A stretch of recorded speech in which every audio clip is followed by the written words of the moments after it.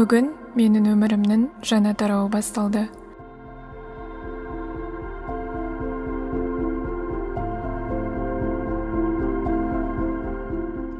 Әрине енді қыз баласы әке үшін керемет қасиетті.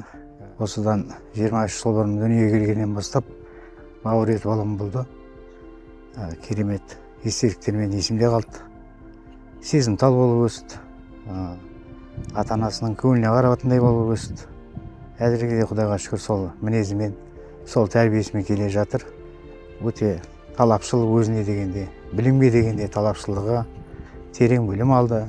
Өзінің саласының маманы болды. Керемет қасиеттермен есімде қалды менің. Кішкентайындағы оқиғалары есімізге түссе, қазір кішкентайына мынандай қолына шыбық алып, Жазира Шынтас, Руслан қызы деп жерге жазып жүретін. Айқұш қалып. Барған жеріңде бағың ашылсын. Ұрпақ жайып өркендей беріңдер, көгеріп көктіңдер деп батамды берейін деп отырым жарығыма.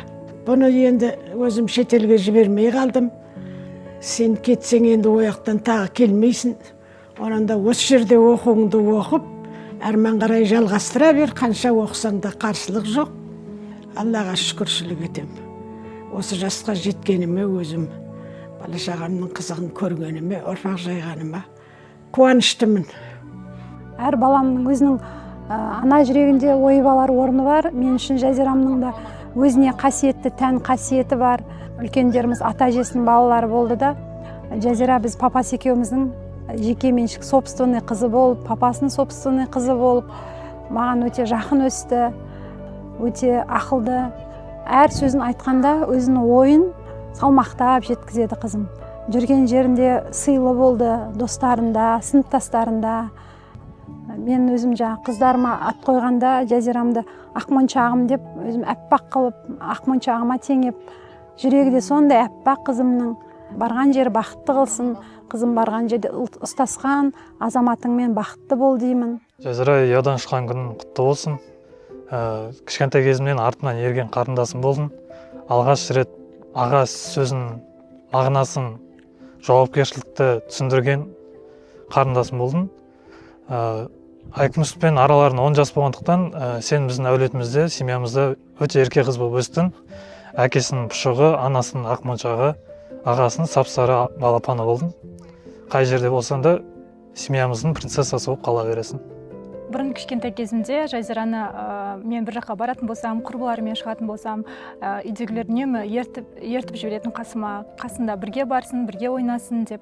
Сол кезде туф деп алғым келмей жақтыртпайтынмын. Қазір керісінше сол Жазира қасыма сырласым, құрбым, көмекшім, жанашырым болып жүр. Ол менен жасы кіші болса да, менің одан үйренер көп жақсы қасиеттерім бар.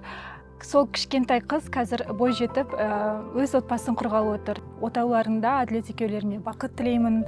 Әрқашан сенің қасыңда табылуға біз әрқашан дайынбыз. Сені қатты жақсы көреміз. Отбасың сені әрқашан күтеді, әрқашан сені сыйлайды және де қатты жақсы көреді. Жазира, сен мен үшін үлкен үлгі болып келесің. Маған деген жасаған барлық жаттарың үшін рахмет айтамын. Мен сені жақсы көремін. Пока.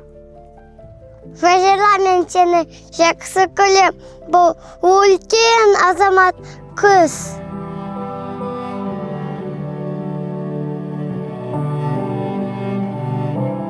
Осы сәтте жүрегімде қуаныш та, толқу да, алғыс та бар. Өмірімнің ең маңызды сәтінде алдымен қымбатты отбасым, сіздерге алғысымды білдіргім келеді. Сіздер маған өмірдің ең үлкен құндылықтарын үйреттіңіздер. Әр қуанышымда бірге қуанып, қиын сәтімде демеу болып, қолдау көрсеткендеріңіз үшін алғысым шексіз.